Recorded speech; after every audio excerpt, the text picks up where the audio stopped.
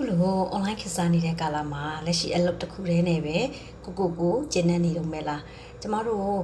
ကိုလက်ရှိအလုပ်နဲ့တွက်ဖက်လို့ရတဲ့လုပ်ငန်းတစ်ခုကို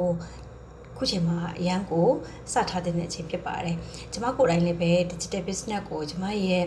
မိသားစုစီးပွားရေးအလုပ်ကိုလုပ်ကိုင်နေရင်းနဲ့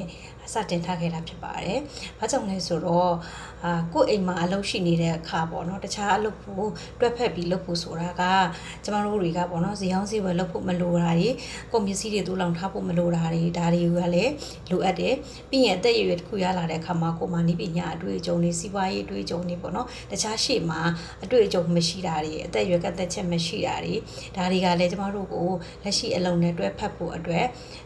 လုပ်လို့ရမယ်ပေါ့နော်အချက်ဖြစ်တယ်ပြီးလို့ရှိရင်ကျမတို့ကဒီ system နဲ့အလုပ်လုပ်ရတာဖြစ်တဲ့အတွက်ကြောင့်မလို့ system ကနေပြီးတော့ကျမတို့လုပ်ရမယ့်အလုပ်တွေကို 90% ကိုညီပေးထားတယ်ကျမတို့ကတော့ 10% သာလုပ်ရတာဖြစ်တယ်ပေါ့နော်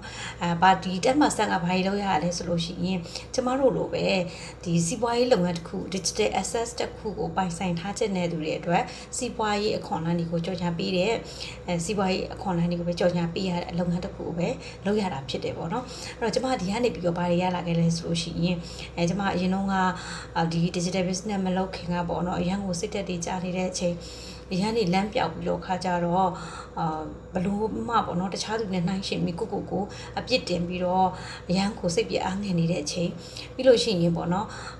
ကိုပစ်ဖြစ်လိုက်တဲ့အခါမှာကိုမကြမ်းမာရင်တောင်မှကိုအတွက်ပေါ့နော်ဝင်ငွေရရှိမဲ့လုပ်ငန်းတစ်ခုอ่ะဒီချိန်မှာစထားတဲ့နေပေါ့နော်အဲ့လိုမျိုးလေတွေးမိတယ်ပေါ့နော်ပြီးလို့ရှိရင်ဗာလဲဆိုတော့ကျမကအိမ်မှာပဲမိသားစုနဲ့နေတဲ့အခါမှာအပေါင်းအသင်းမိတ်ဆွေအရန်နေတယ်အဲ့တော့ကိုနဲ့စိတ်တူကိုလိုရှိမဲ့အပေါင်းအသင်းမျိုးပေါ့နော်မိတ်ဆွေတငယ်ချင်းမျိုးကလည်းရှိထားတဲ့နဲ့ကိုတငယ်ချင်းတွေကနိုင်ငံခြားကုမ္ပဏီတွေမှာဝင်ငွေတွေအများကြီးရနေတဲ့အချိန်မှာကိုလည်းနိုင်ငံခြားဝင်ငွေတစ်ခုပေါ့နော်တိစောက်ချင်နေဆိုတဲ့စိတ်နဲ့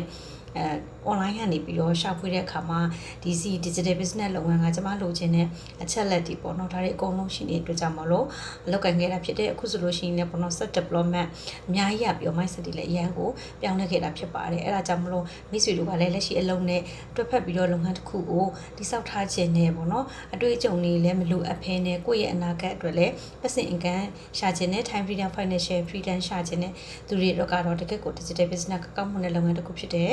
အဲ့ဒါကြောင့်မလို့စိတ်ဝင်စားတယ်ဆိုလို့ရှိရင် yes လို့မှတ်ပေးပါကျွန်မကအားလုံးကိုကူညီပေးနိုင်တဲ့မန်တာစစိုင်းဖြစ်ပါတယ်ရှင်ကျေးဇူးအများကြီးတင်ပါတယ်